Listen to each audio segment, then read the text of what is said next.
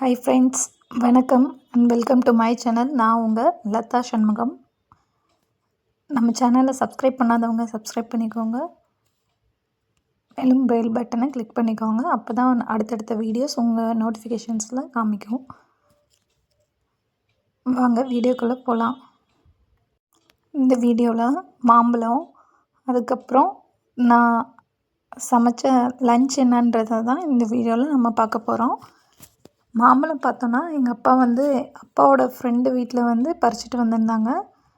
மரத்துலேருந்து பறிச்சுட்டு வந்திருந்தாங்க. ரொம்ப டேஸ்ட்டாகவும் ருசியாகவும் இருந்தது. காயாக இருக்குன்னு சொல்லி தான் நான் சொன்னேன். இல்லை, இந்த மாம்பழம் தான் வெட்டணும் அப்படின்னு சொல்லிட்டு இருந்ததுனால இந்த மாம்பழம் கட் பண்ணி பார்த்தோம். நல்லா டேஸ்ட்டாகவும் இருந்தது. வாங்க கட் பண்ணலாம்.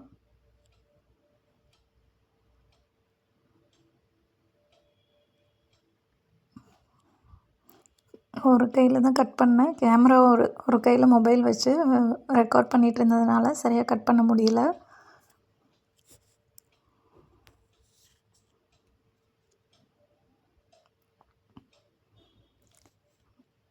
மாம்பழம் அவ்வளோ டேஸ்ட்டாக இருந்தது.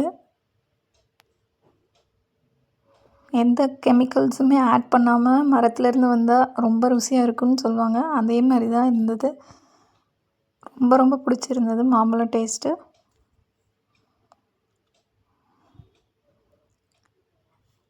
நெக்ஸ்ட்டு அந்த அன்னைக்கு அமாவாசைங்கிறதுனால மட்டன் எதுவுமே செய்யறதுக்கு இல்லை. நான்வெஜ் சமைக்கிறதுக்கு இல்லாதனால சண்டே வெஜ்ஜில் தான் நான் செஞ்சுருந்தேன். சுண்டல் குழம்பு செய்யலான்ட்டு பிளான் பண்ணியிருந்தேன். சுண்டல், புளிக்குழம்பு, ரசம், சாதம், மாம்பழம், இதுதான் அன்னையோட லன்ச்சு.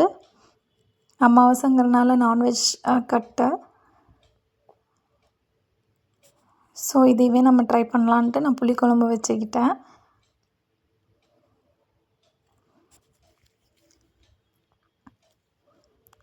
தொடர்ந்து நம்ம வீடியோஸ் பார்க்கணுன்னா மறக்காமல் சப்ஸ்கிரைப் பண்ணுங்கள்.